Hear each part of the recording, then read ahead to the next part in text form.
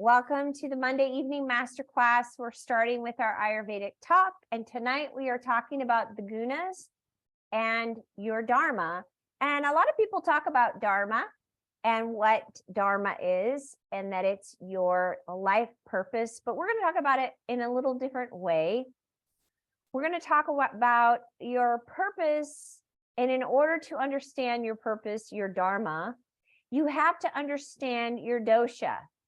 So when you understand your dosha, then you will understand your Dharma, because your dosha, which is your constitution, and if you don't know what that is, it just means you need to get your Ayurvedic consultation done. And I teach at the community college, and one of the things that we're discovering is, even though I'm giving all the information to all the students, the elements, they're understanding the elements, the qualities of the elements, then they're understanding the different constitutions, which are called the doshas, based on the elements. So they're understanding that.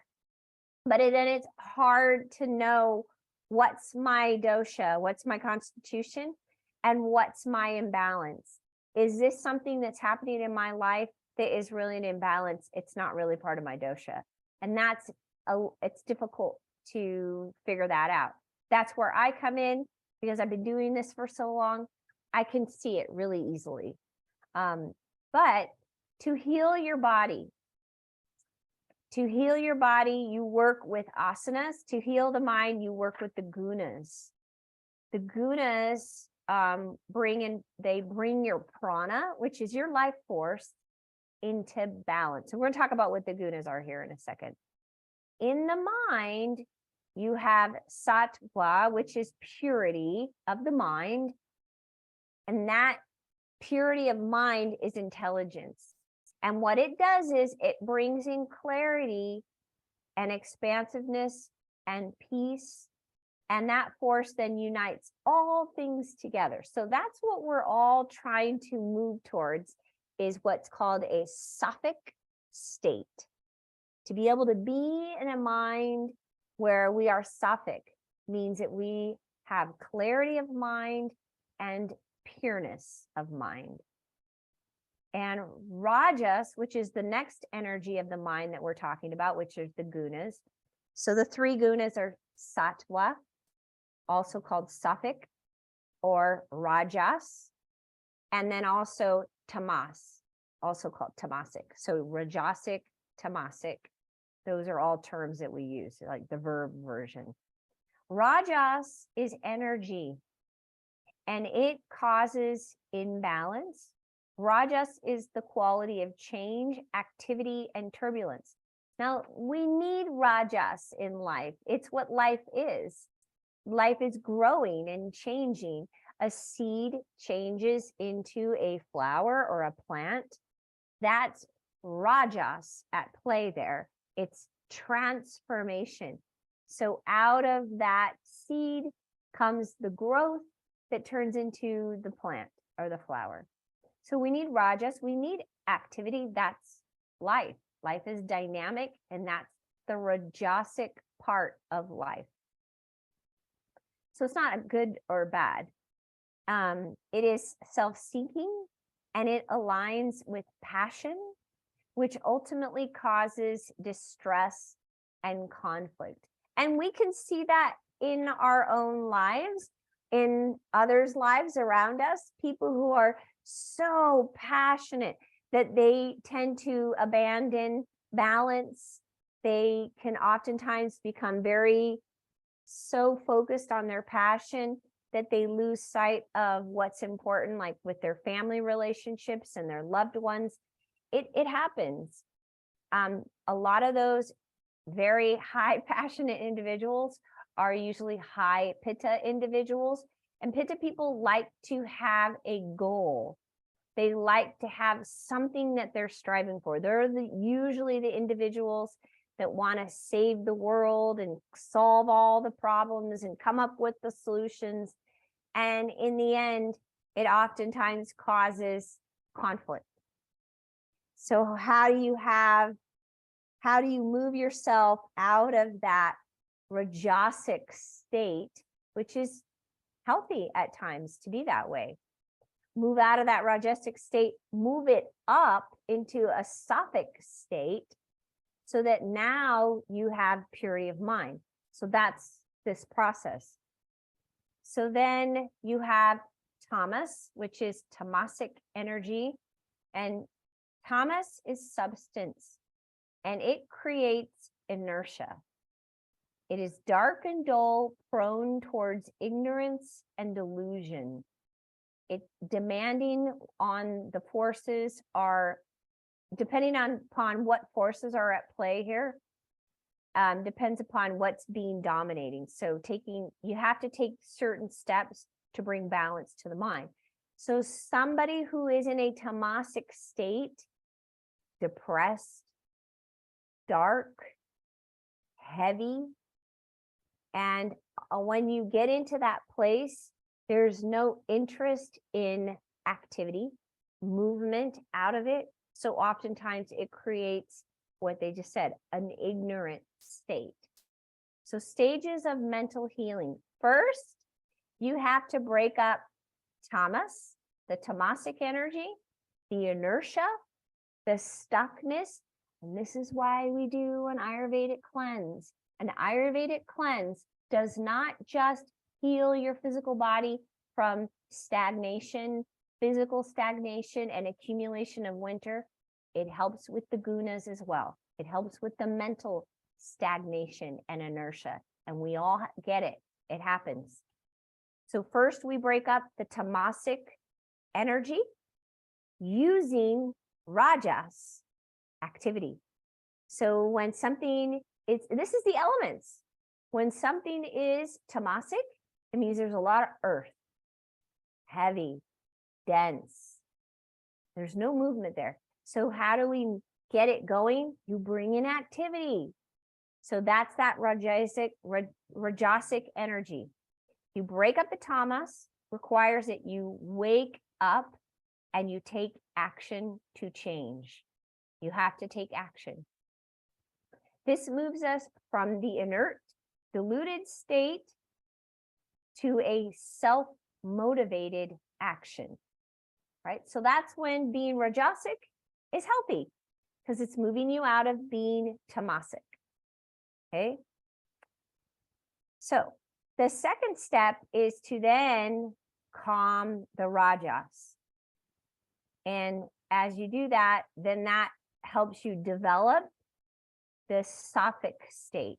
So you begin to, as you calm rajas, we calm down our passions. We start realizing that, okay, how do I be balanced in this? I can still be a passionate person and give to the world, but how do I do it in a way where it doesn't create distress and conflict? It's like those individuals that go through life extremely passionate about what they do, and they love their job, and it's wonderful and great, and then they end up having lots of problems later in life because they have no balance. They've put all their energy into those passions, and they create big imbalances in their health, in their mental capacity, and also, like I said, in their relationships. Everything gets strained. Okay, so when you move from the calm, you calm down the rajas, and then that begins to develop the sattvic state. This moves us from a self-seeking motivation action to a selfless service. When we can step into the mindset of, how can I be of service? And I really try to talk about this a lot with when I'm dealing with relationships. How am I showing up? How are you showing up? How do we show up for our relationship? Is it just, I want you to do this, I want you to do that? How am I showing up for this group, for this community? How do you show up? And those are really important questions, because when you start moving into that sattvic state, you start showing up in a way where you want to just be of service. What can I do? How can I help? Let me be an open vessel of service to this group, to this class, to this relationship, to this world. Okay, So as a result of deep-seated patterns of attachment, stagnation, and depression, you can now be released because you're recognizing suffering and learning from it. So once we start to understand these energies and bring awareness to them, that's where you can take these deep-seated attachments and patterns and learn how to work with them and release them. Oh, I'm stuck. Well, what do I need to fix that? Action. Take action. That's stimulation. And then how do I move from activity, and this is our world that we live in. Activity, stimulate. How do I start to calm that down so that I can then bring in a higher state of consciousness for myself that is more of service? We recognize our suffering, and then we learn from it. We are confronting our pain, and we may have then, when you are confronting your pain, you may notice that you have suppressed emotions from years of ignoring them. And so this sometimes comes to the surface. A lot of the treatments that I do in Ayurveda, they bring those to the surface. And I always tell everybody, if you're doing a yoga practice and all of a sudden you start to cry and you don't even know why, that is awesome. It means you're bringing up suppressed emotions. And the same thing happens in the treatments. So we want that. You want to allow yourself to drop into those emotions and whatever it is that's coming to the surface and allow it to move through you. It's very important. The energy of Rajas that helps us break up the past, change jobs, modify, improve our relationships, move us to a new location. It's like bringing in new energy to our lives. And at this stage, that's where you have personal healing. So you're seeking. It's the seeking stage. You're seeking to be better, seeking to improve. And there's a lot of seeking going on. Lots. People, a lot of times when they come to me for Ayurveda, they've done a lot of stuff already, looking for answers. It's like bringing in new energy, like I said, and it's going to help you heal. Then once you are seeking and you're realizing, okay, I've got all this stuff going on in my life, it's now time to start calming it down and learning how to live life more simply. I don't mean without, I just mean more simply, without all the chaos, without all the stimulation, without all the distractions. And as you do that, you move towards a Sattvic way of living. This requires openness to new opportunities and a new way of being, because it really is a state of mind. We surrender our pain and give up our personal seeking at that point. So now you move to a whole nother state. Being in the Sattvic state, you're no longer searching. You realize it's right here. It's in me. My ability to be content and be okay is right here. So all the seeking is the activity that we needed for personal growth, to remove emotional sufferings, mental sufferings, whatever traumas that were there. And then it moves you towards the state. So a lot of times people are seeking and they think they're in a wrong place. They're not. It's part of the process. So it's all good. All personal sorrow or hurt will be released. Problems become depersonalized. So we literally become neutral. We become the witness. You don't have to take everything on. It's not about that person hurting me. It's about that person. When somebody's hurting another person, it's because hurt people hurt people. If somebody's hurting you, it's because they're hurting. Hurt people. It's not personal. So now our main focus becomes, how do we best serve the evolution of humanity? We understand that it is not life that creates suffering, but our reaction to life. The final stage of developing the Sattvic state is about cultivating love and awareness as a universal force. Now you will move into what's called your Dharma. So when you move into that state of service, that's your Dharma. That becomes your Dharma. That's your purpose.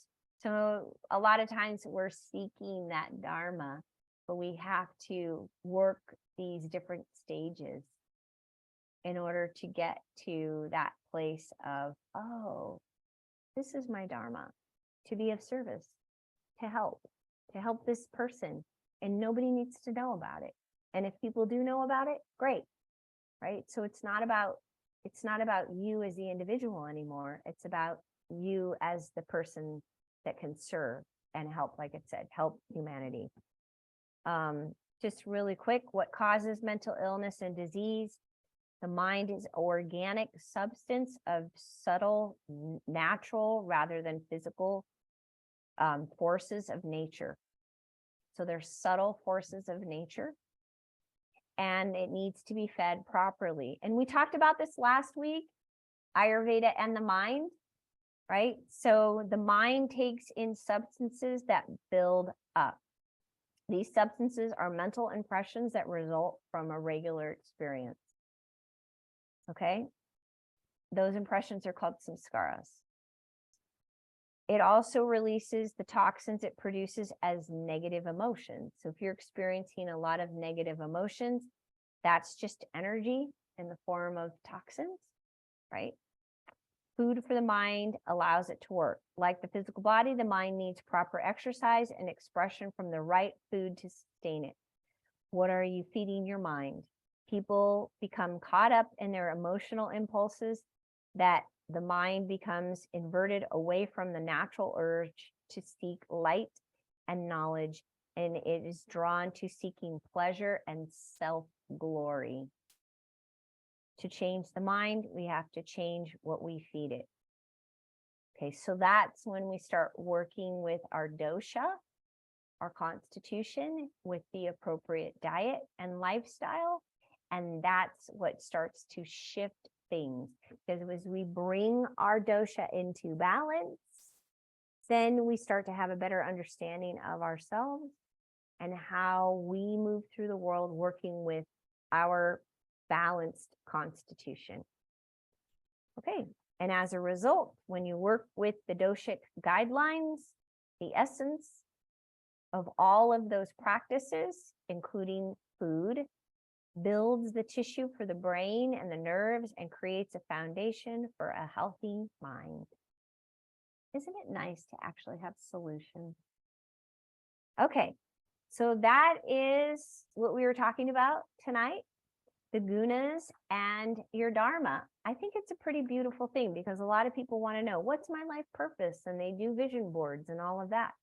Well, you have to kind of move through that process of self-discovery and self-healing, and then you get there.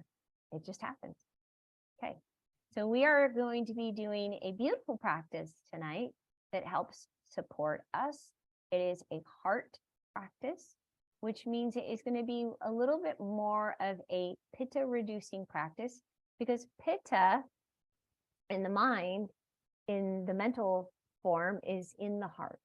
Vata is here at the third eye, and the heart is where pitta resides, and then kapha resides between the belly button and the pubic bone.